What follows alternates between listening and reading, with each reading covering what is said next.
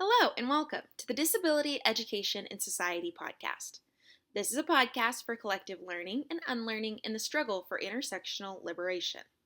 We focus on educational realms, expanding to other societal areas. We share our stories as academics as well as those of our featured guests, including disability activists involved with multifaceted dimensions of systems equity, self determination efforts, anti ableist, and anti racist liberation. Join us as co conspirators.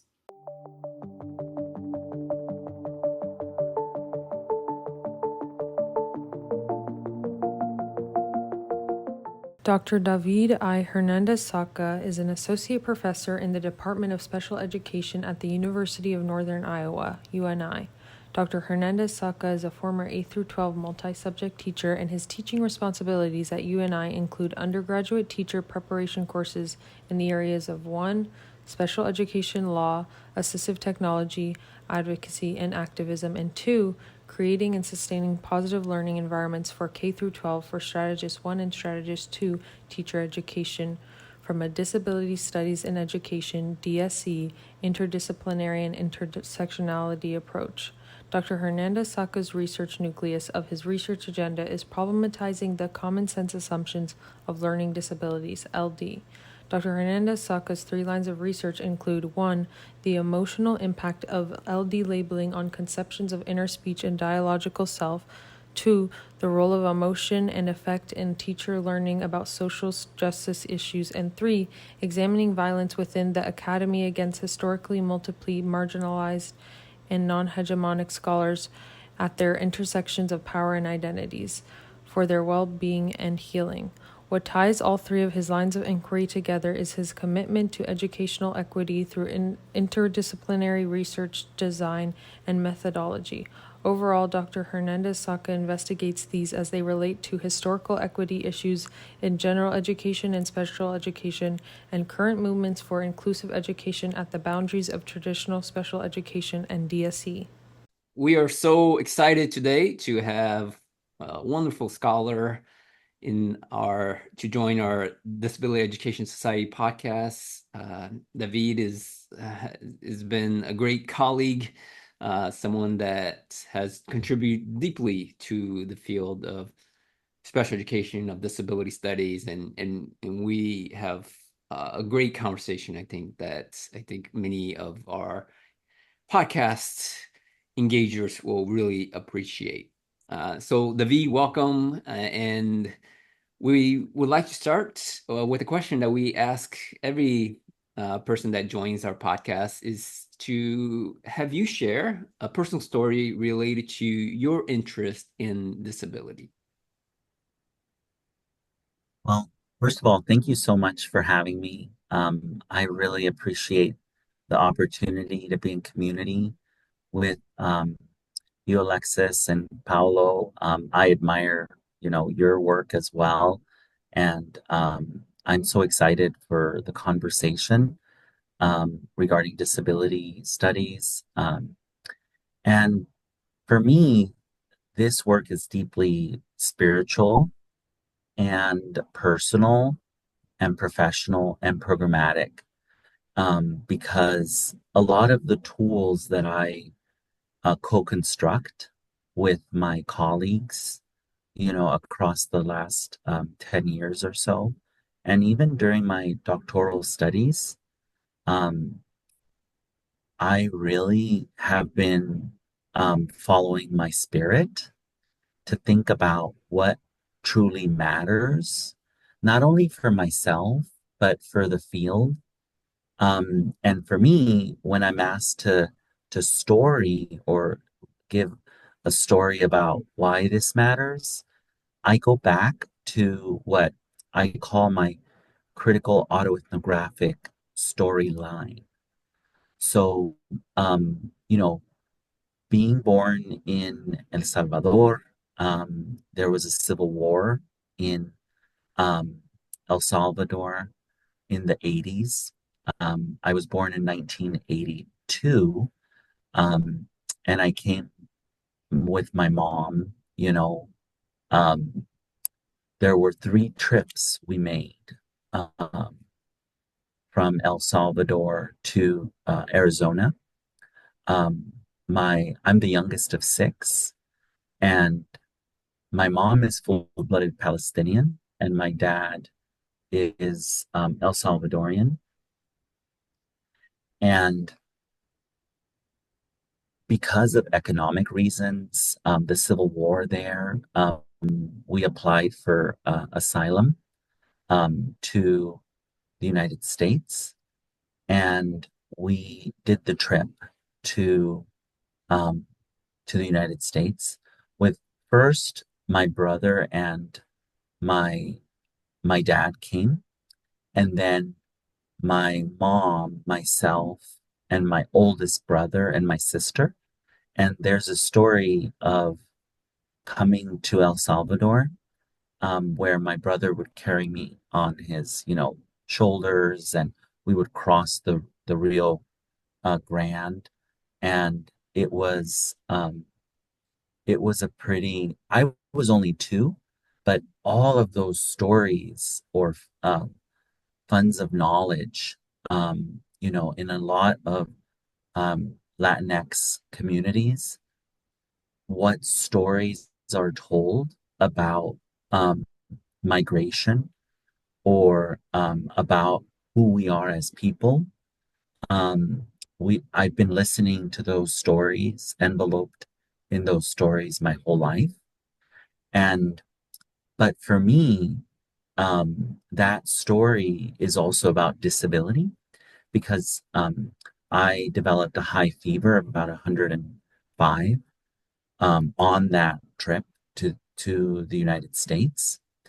And it wasn't until I was in undergrad at UC Berkeley, taking courses in disability studies, that I developed a disability consciousness that made me do this kind of like um, recovery work in my mind and in my heart about what it meant to be disabled or have an identity that I now claim to have.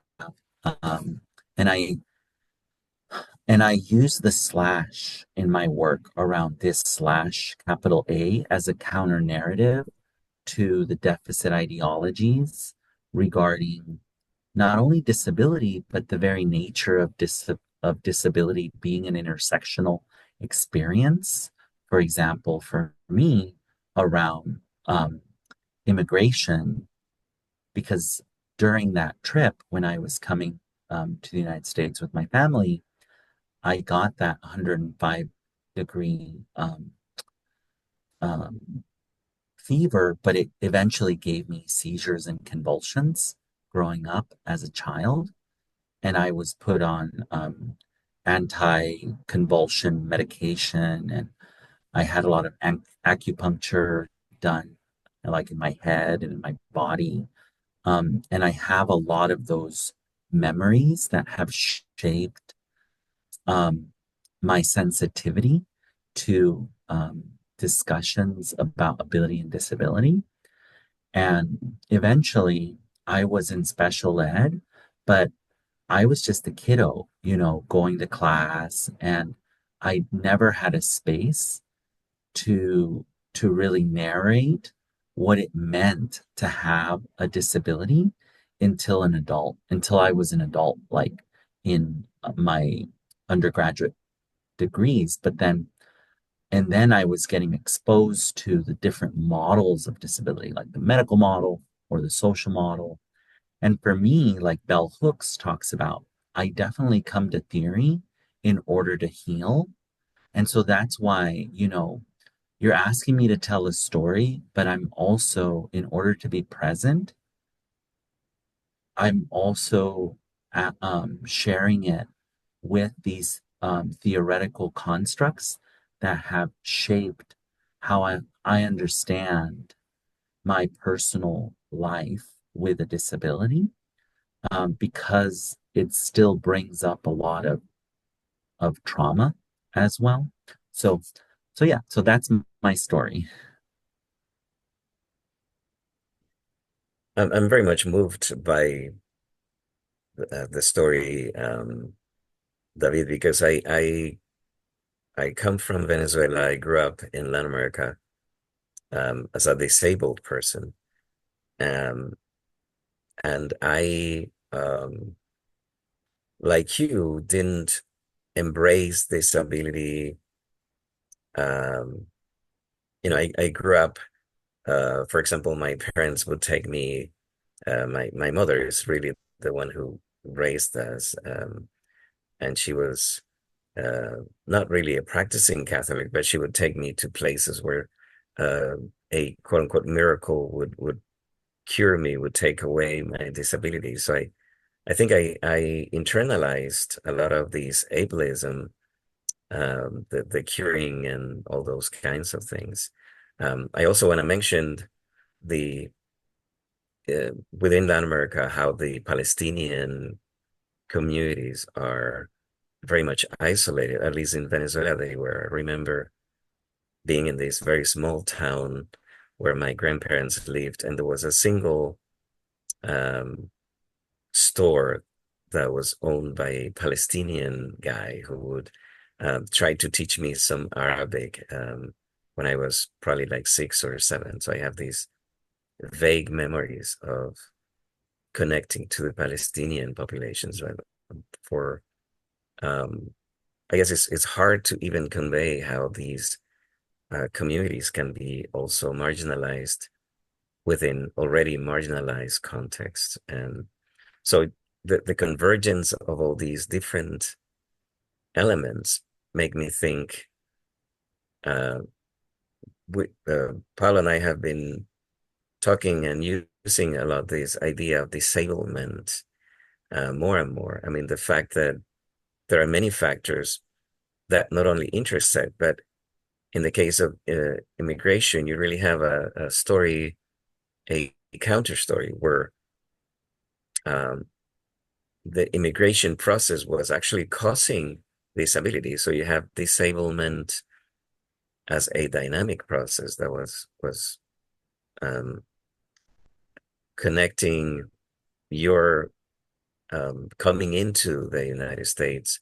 the forces that were pushing you guys to migrate, causing your own disability and sort of initiating this journey. Um, so in this case, I think intersectionality is much more than a parallel set of matrices of oppression that are coming together. I think there is almost a causal connection between the migration journey and the disability itself. So I think it's a very telling testimony of um, what disability is all about in terms of the connection to these many other um, matrices of um, power and domination and all these different things that people talk about in very abstract terms, but when you put it in this very concrete experiential way, I mean, it has so much power. I really appreciate that because I think um, kind of seesaw between that internalized oppression and understanding the nature of disablement as structural, historical, cultural, economic, political. Um, and I think sometimes we, unintentionally talk in very much binaries as if it's not a both and I think that's your reflections or feedback is really um, important. As Frere, and I've learned this from Mercedes Canon Adele, my colleague, lately in like writing conceptual frameworks or theoretical frameworks, we put praxical, methodological, theoretical, and conceptual. We put praxical first because of the very practices that we're all navigating or that have a particular theoretical theory implied, whether we know it or not, you know, and that's the nature of praxis. And lately I've been saying in different meetings where it's like, okay, we've read chapter 2 of Paulo Freire, but then there's these other chapters that speak to cultural synthesis that goes beyond these binary thinking, such as terms like praxis, or like how do we then create meaning of our lives. And in hindsight, that is constructing a particular counter narrative, if you will, um, based off of the available narratives out there that are trying to tell us like who we are, or regarding our group, or our ourselves. And I think that's why um, the with my colleagues, we really undergird a spiritual paradigm within the qualitative sciences to engage onto epistemological, um, ways of knowing about our lived experiences when internally we might be experiencing those deficit ideologies or deficit thinking. Um, and in a sense, it's a practice of of that we belong, and that because I can only speak for myself, I can get very lost in my mind, or very lost in the past, present, and future. But then, the medical model will will understand that in a particular way, that I think you kind of hit it on the mark, Alexis, which is the unacknowledged sort of internalized oppression that I might be experiencing now, but it's very much born out of social, political, structural processes that that I think are important, for not only one's disability identification processes, but one's citizenship relative to um, my different roles I play now as an adult. Do you know? It becomes very difficult, though, when in academic spaces, that type of what decolonial scholars talk about, felt theory, is put on the table. For me, because I do a lot of work at the boundaries between traditional special ed and disability studies, as if this type of work has no utility for K through 12 teachers, and so I guess that's my challenge that I'm really working on. Yeah, you in your work you talk about this notion of master narratives, and the sense that I get is that your proposition is that student voice can disrupt master narratives, especially when you're talking about neurodivergent. Um, you write specifically about learning disabilities, but I guess neurodivergence in general have this sense of, just by itself, altering the rationalistic logic of these master narratives. Could you expand a little bit about what you mean by master narratives and how you think these student voices can disrupt their common sense? I love the way you use the Gramscian definition of common sense to actually link it to master narratives. Could you expand a little bit on that sort of definitional space where you talk about master narratives in special education, because those are the things that a lot of the people with certifications in special education are going to acquire. They they have to marry with these master narratives of sorts. So I think it's I think it's a wonderful place to advance the conversation from your research.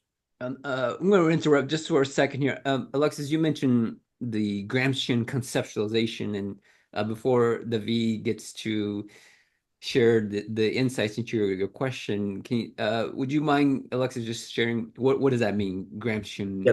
conceptualization? There's this Italian guy, Antonio Gramsci, who he has Marxian roots, but he's very unique in the way he uses Marxism to work with the working class and how what he calls organic intellectuals emerge.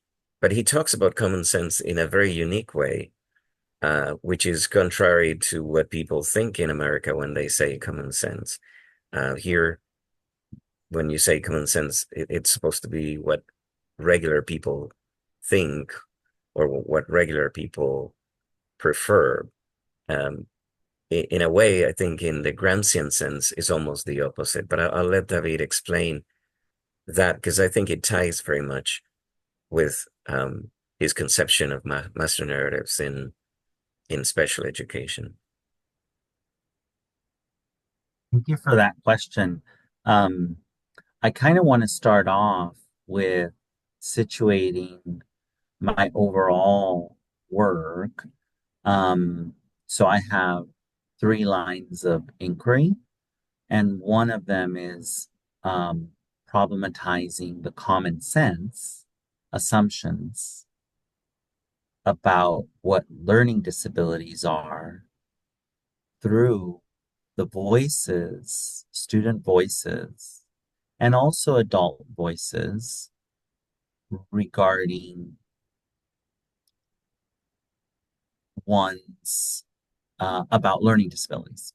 And the that's kind of the umbrella uh, line of research. But my first one is the emotional impact of learning disability labeling on inner speech and the dialogical self. Before, I used to say on the impact of the conception of the self. But now I think it's really important that, right, the inner speech or the dialogical self is not a self in it's not an individualistic self. We are enveloped in our family's narratives, who we are culturally, linguistically, racially. And so that, on the one hand, the intersectional self as well, but in the context of education, it would be, one's academic self. Who am I as a math learner? Or who am I as a student who's labeled with a learning disability? As a student with special needs, quote unquote, special needs, things like that. And we do a lot of labeling in schools. We do a lot of classifications. And I submit that in doing that, we're doing identity work, but we've under theorized the emotional, affective impact of all of those labeling classification practices on the conception of self or the inner speech and the dialogical self. And I use master narratives and common sense because common sense is connected in the Gramscian sense, is connected to this other term called hegemony, like the sociocultural norms within disability studies we talk a lot about disability studies and education, the ideology of normal. And the ideology of normal is situated in particular assumptions about um, able-bodiedness relative to how society, the cultural norms of society, who benefits, who doesn't. By bringing a Gramscian perspective and also a master narrative perspective, however, I situate my work around interdisciplinary and intersectional disability studies and education um, framework that accounts for the construction of new knowledge and practices around interdisciplinary and intersectional work. So one way of bringing, and a lot of this work began in my dissertation work, where I interviewed Latinx, two Latinx girls and two Latinx boys about being labeled with a learning disability and the idea of a learning disability. So I situated them as the quote unquote experts about their lived experiences in seventh and eighth grade regarding how they experienced being labeled with a more reading-based learning disability. And so what I needed to do within the context of my dissertation is my literature review. And in my literature review, I needed to understand what does the field of special education say about what is a learning disability. And I do use, at the time, this other model called disability critical race theory was just bubbling up. Um, I did my dissertation study, um, or I was in graduate school from 2011 to 2016, but disability critical race theory didn't come out until 2013 with Subani Anima, Beth Ferry, and David Connor.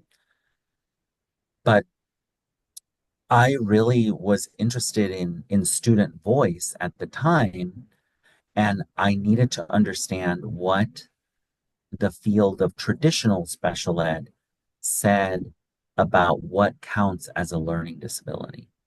And at the time, I was doing interdisciplinary work in terms of pulling from narrative inquiry and narrative analysis. Now, master narratives with critical race theory, you've probably heard of counter narrating, right? And these counter narrating, that's a particular genealogy of counter narrating those common sense assumptions. But then I used narrative inquiry and adolescent development literature to define how I was conceptualizing master narratives, because whether we know it or not, we're all, according to the theory of master narratives, we're engaged in counter narrating or creating alternative narratives given the master narratives about our identities that we hold. It's not until you're metacognitive or meta-emotive as well, and that you may see it from that frame about what does it mean to be Palestinian, or what does it mean to be El Salvadorian, as if there is one way of being El Salvadorian or being Palestinian or being a student with an LD or a learning disability. So by putting together different literature and theoretical frames around the construct of master narratives, I was able to, quote unquote, empirically study student voice and student talk, but and their narratives, and not only analyze their narratives, but also analyze their emotions as they told those narratives. So, in my work, in terms of the tools that I use, I don't just use narrative analysis, but I use emotion narrative analysis of the master narratives that kiddos are engaged in um, in their inner speech and their dialogical self with themselves or with their teachers, regarding their experiences of being LD and Latinx, for example. And but there is a technical definition of master narratives. It's basically the socio-cultural um, ways of interpreting and acting that are already in the environment about being LD or being Palestinian or what have you. And it's that aperture of hope where how kids are becoming who they are. So there's a theoretical assumption there that they're going to be engaging and becoming their authentic selves by just asking them about, well, how do you see yourself as a student with LD or being in the resource room? Because there's particular assumptions that happen in schools about what does it mean to be an LD student, or what does it mean to be going to that resource room. And these master narratives both afford and constrain. They're not necessarily a bad thing, but according to the adolescent development literature, we're already engaged in them because we've inherited them from society or institutional practices. So I hope I answered the question. Yeah, let's imagine I'm a teacher or a principal or a school district administrator, and I want to know, what's the value, what's the power um, of elevating the emotional student voice dimension of students with disabilities? What would happen in my classrooms, in my schools, if I were to turn the tables and say, well, from now on, we're definitely going to elevate student voice, and we're going to pay attention to the emotional effects of all these labeling we're putting on students, and what we're doing with them in terms of all these compliance with the regulations and whatever. So what would you answer to those people in the audience who are doing sort of the practitioner work at the classroom, school, district level, in terms of these very practical dimensions of what it would change for the field and how things are done now? Thank you for that question because, I've been critiqued that I'm very theoretical, but how do we then put this into practice? And one of my pushbacks about the word practice, because I think it's really important about what nomenclature we use that signals a particular theoretical underpinning. So I use the word praxis that pushes back on the binary thinking between theory and practice and theory. And that, so being transparent about that as I engage in discourse regarding, well, how do we put this into practice? I wanted to start there. But I think the skills, knowledge, and dispositions that can be more descriptive as opposed to prescriptive about what to do, how to do it, why you would do what you do with a kiddo, given the curriculum, the assessment, the instruction, and the pedagogy, and your own orientation to those tools in a teacher's toolkit is really important to be mindful of. How, what, why, when, where, who, and not to be overly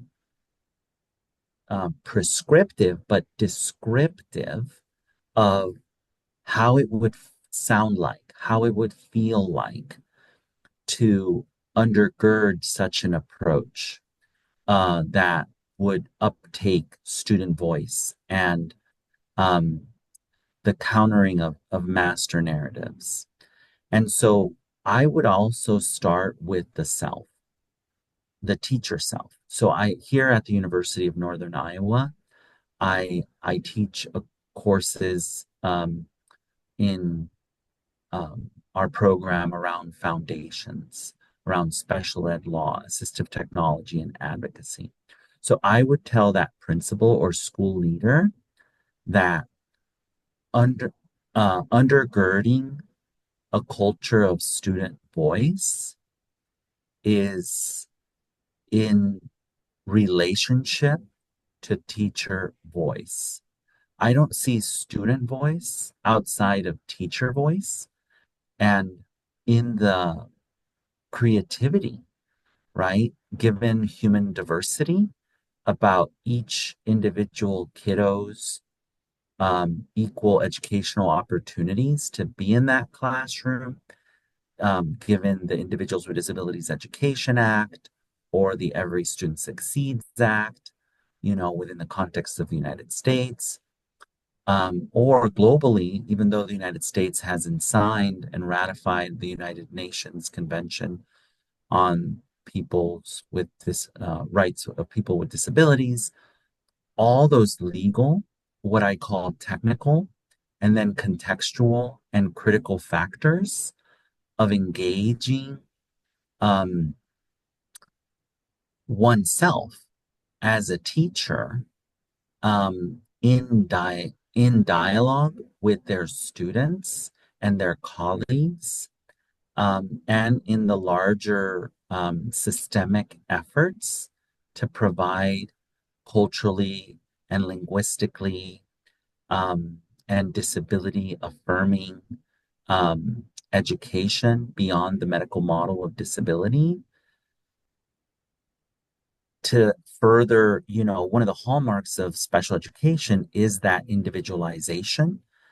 And so how one uptakes that in also disrupting silos regarding like general educators and special educators, all of these systemic issues, I think at the heart is student voice and what we need for each individual kiddo at their unique intersections, I think is the work that actually does happen.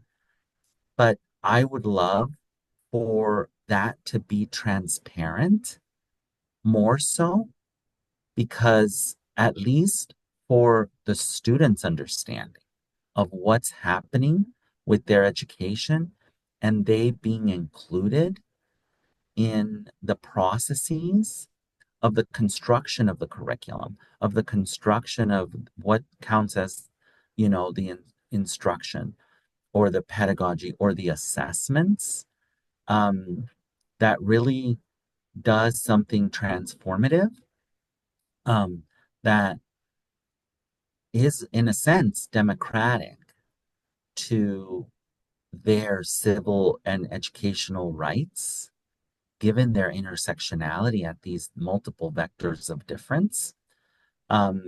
So I think it's more about the one new colleague of mine talks about the language of the profession.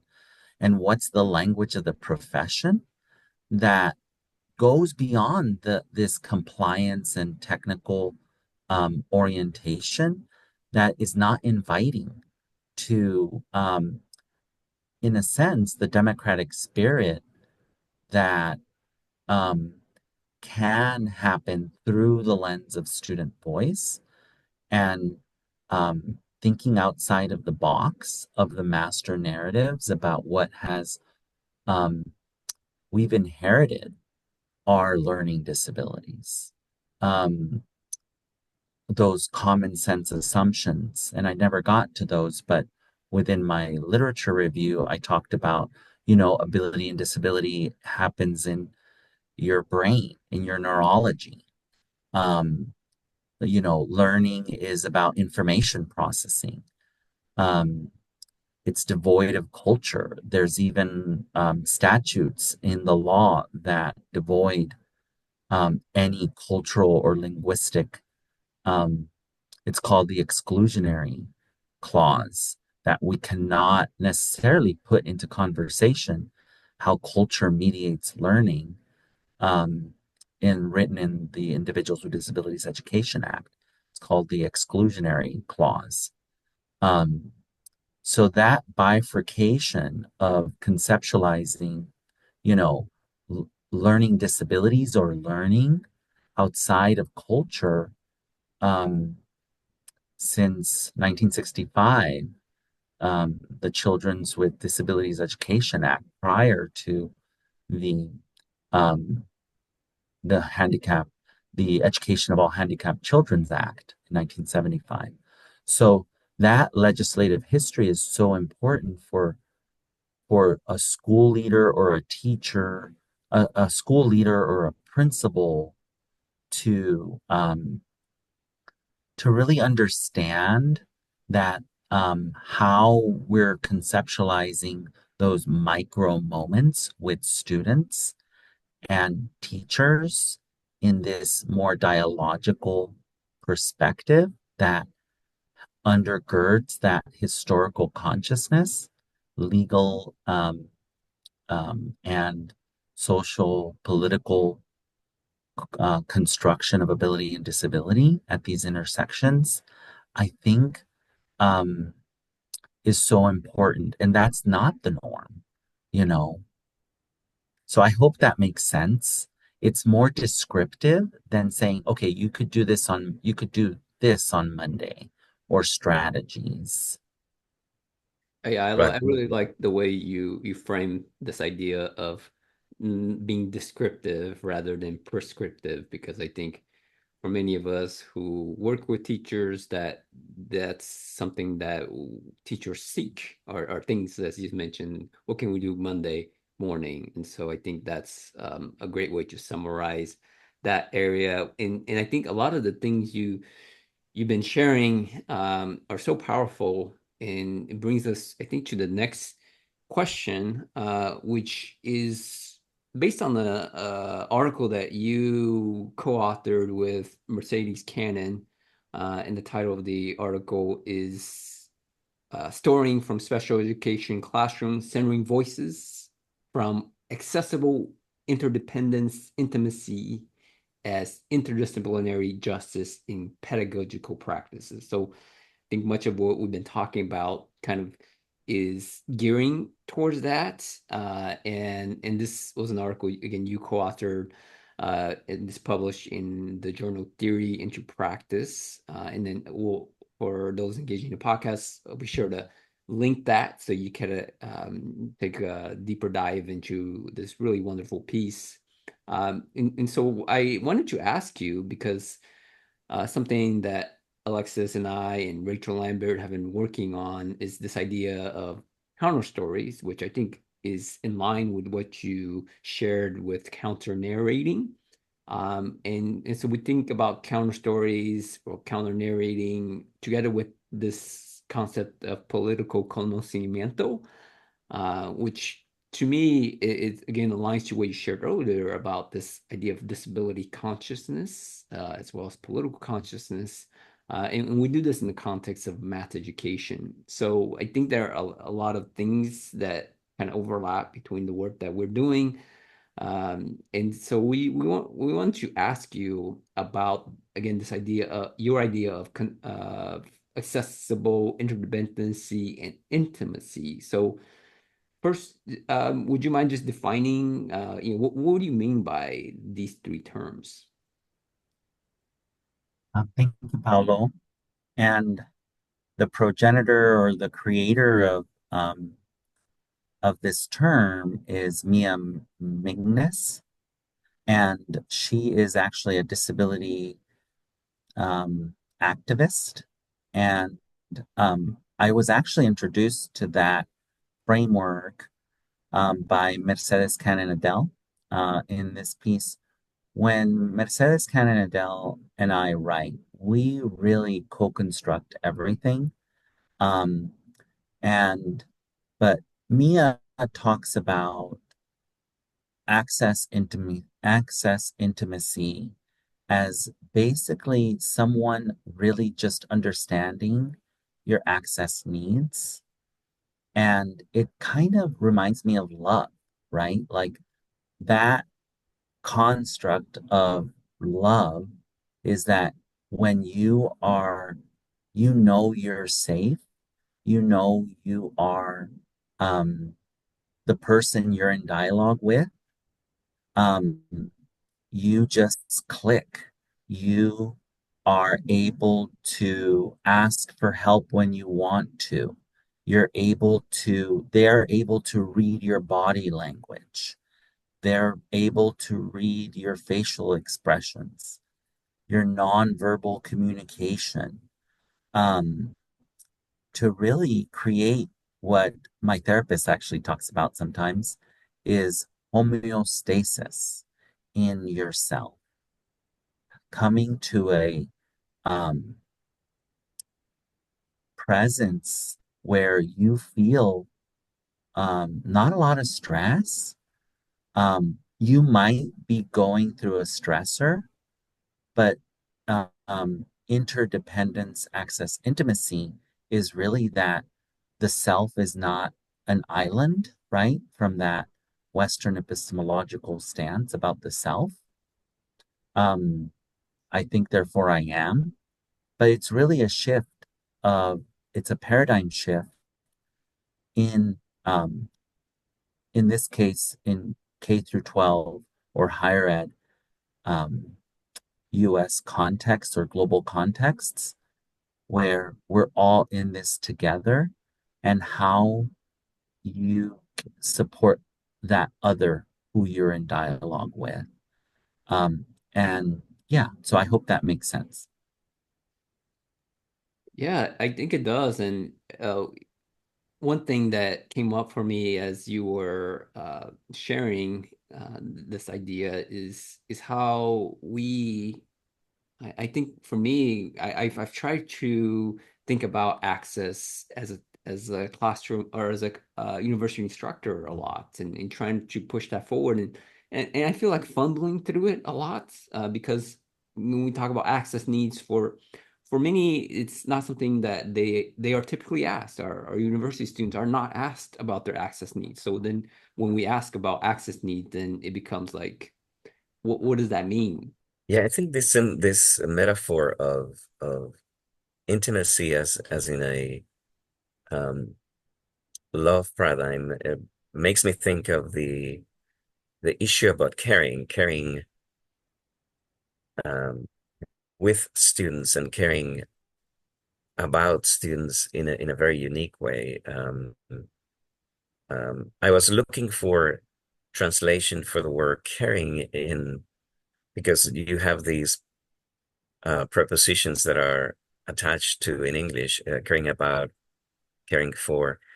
And I was, we've been writing about this idea of trying to translate it closer to what we would say in Spanish, cariño, which is a word that really gets close to love in some ways. It's caring not in the sense of hierarchy, like here, where the caretaker seems to be above the person who's taken care of.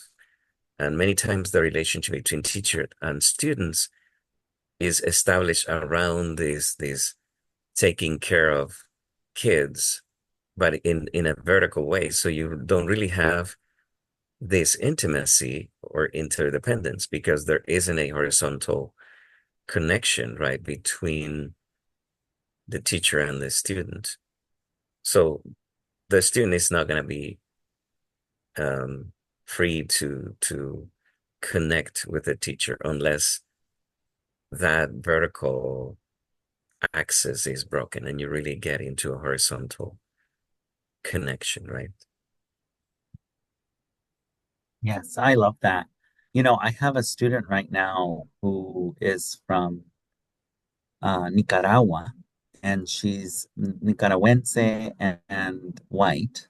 And, you know, it's last month was Hispanic Heritage Month, and we were asked to go and read to third graders. And I have the book right here. The two books that we read, my partner and I, we went to our local library and got some books from, you know, El Salvadorian authors. And the first book is called A Movie in My Pillow, Una película en mi almohada. Right. And the um, the author is from El Salvador, and his name is Jorge Arguta, Arguata, and he's from El Salvador, and he's a gifted poet and teacher. He was born in El Salvador, and he came to San Francisco in 1980. The author of several books of poems. He is active in the cultural life of the city of the Mission District, which my mom owned a beauty salon there for many years. So I remember going to the Mission District, you know, as a young kiddo. And he teaches poetry in the public schools. And he also works with humanitarian organizations to assist families and children in El Salvador. And with being in the US, oftentimes, you know, I grew up with being bilingual. I speak both languages, but you just go, go, go, and go. It dawned on me last week, like I haven't read an El Salvadorian like author, you know, and the deficit ideologies would say, "Oh, David, that's your fault. You should feel ashamed of that."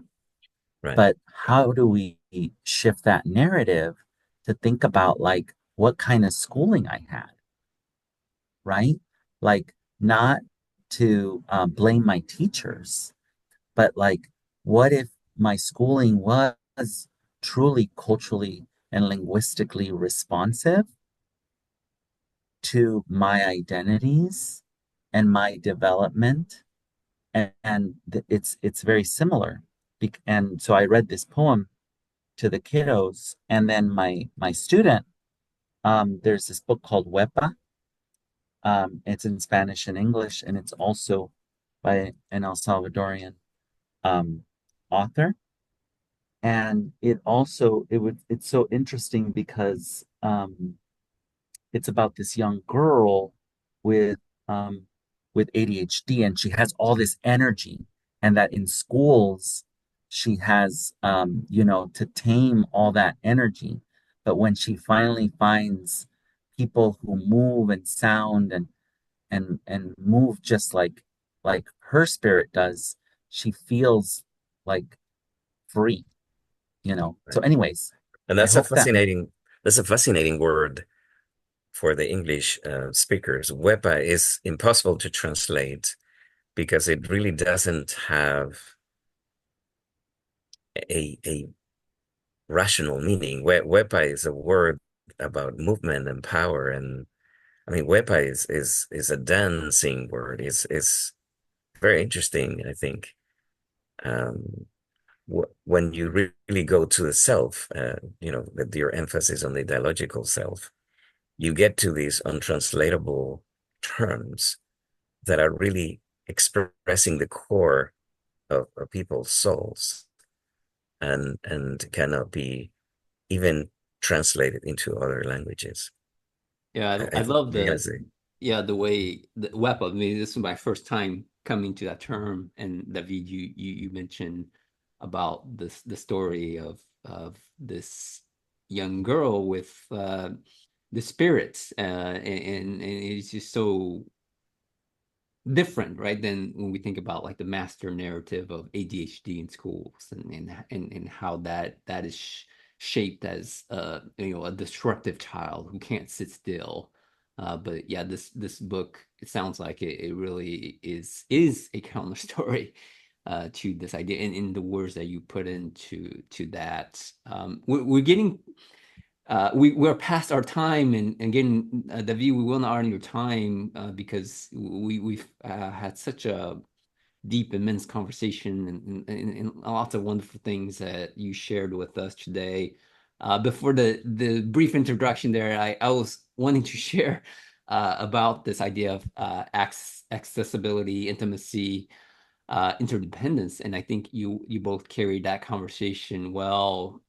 In just to kind of wrap that up and pose my last question to you too, David, is that one time it was, I think it really hits to this point, right? Accessibility, interdependency, intimacy. That one of the students came up to me and said something I wasn't expecting, and it was something along the lines that that my access needs uh more than I do, right? Like, and it was really, I didn't think that would happen, but I think it really points to this idea of interdependency where I didn't feel like I knew, but the student had this sentiment, right? And I really just, to this day, I don't know, like, why did that student say that?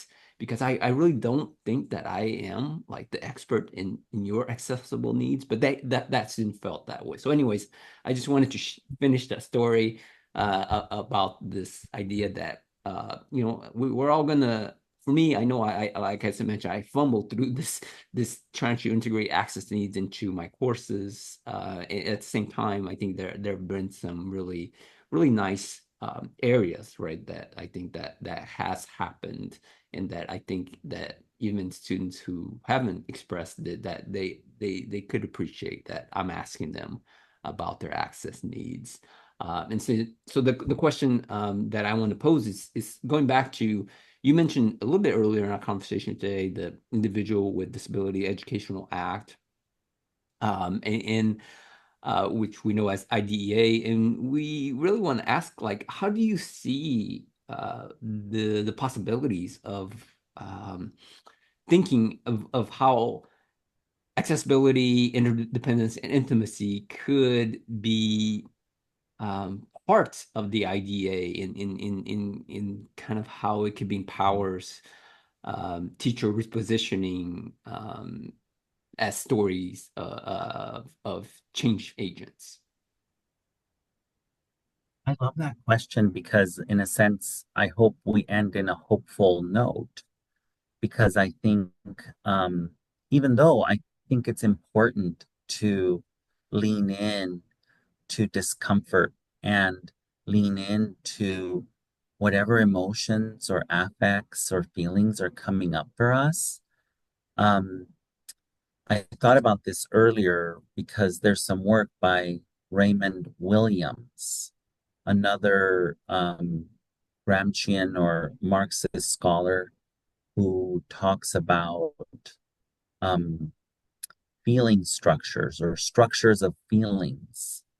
And through structures of feelings, by feeling and thinking, so it's, we can create new ways of being and doing. And sometimes,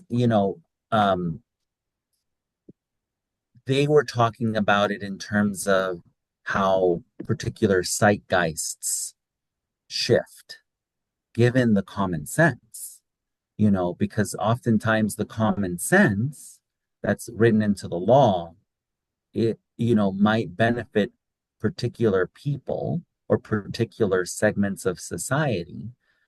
And so I don't talk about like the common sense outside of this other process or phenomenon that Raymond Williams has talked about regarding structures of feeling and how we can disrupt by actually through feeling, by sharing how we feel and being courageous about those feelings in um, contexts or situations that tell us to check our feelings at the door or, emotion regulate.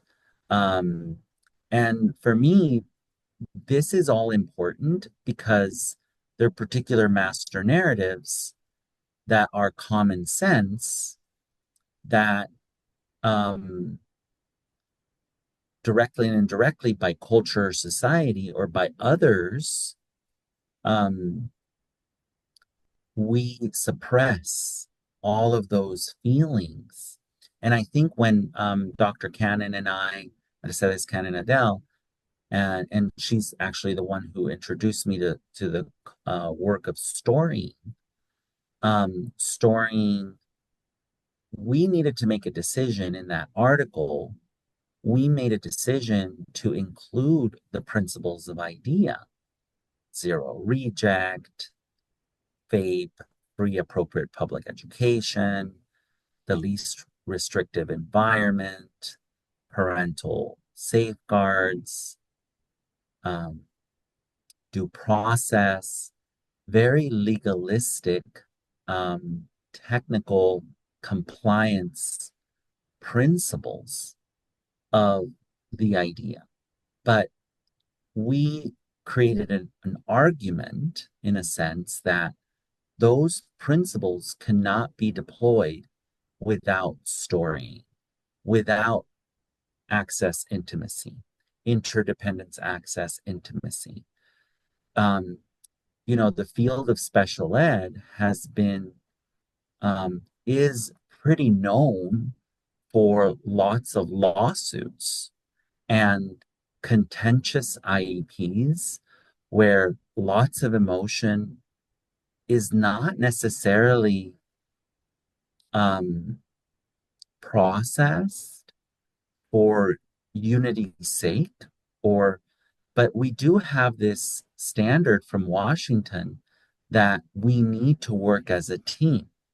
And perhaps that's why in my signature, I always say go team in a lot of my work, because if we are leaving anybody behind, or if we are not being inclusive in the little slightest ways, it's not neutral for me, at least, or for my colleagues, because we are storing a particular meaning about the culture, how the IEP process is being done.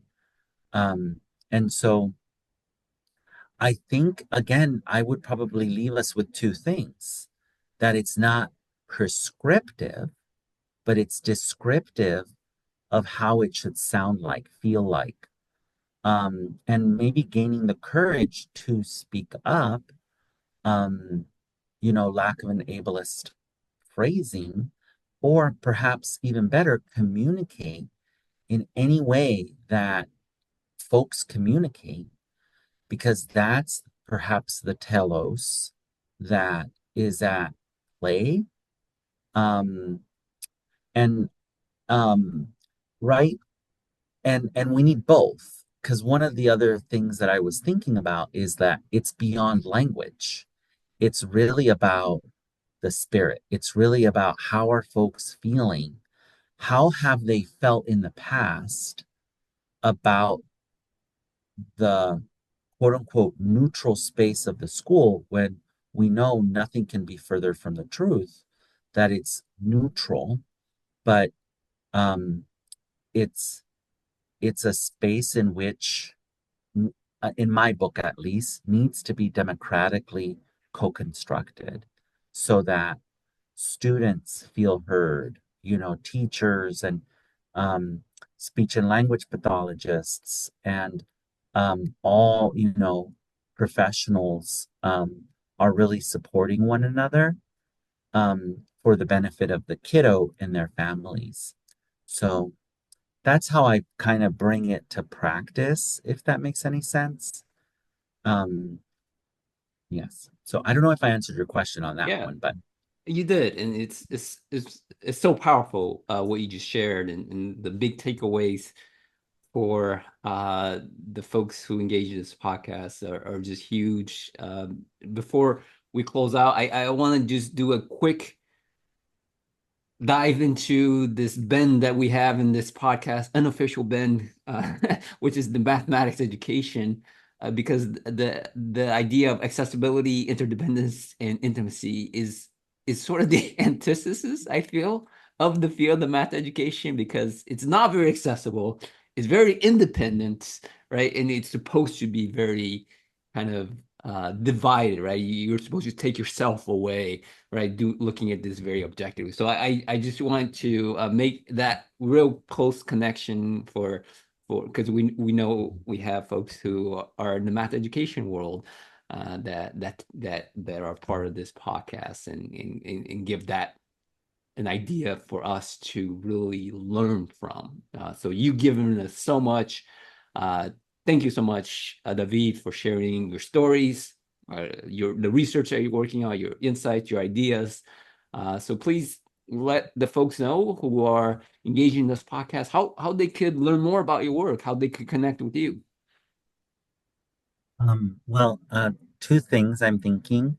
You can go to uni.edu and do a search for my name, David Hernández-Saca or David Hernández-Saca, and that should take you to a search for my profile page. Or you can follow me on Facebook. I'm pretty nice. I'll take a look at who you are and probably accept your friendship.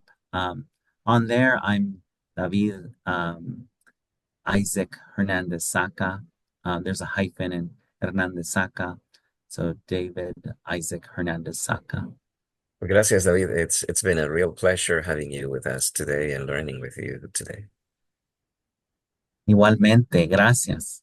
Thank you. Thanks.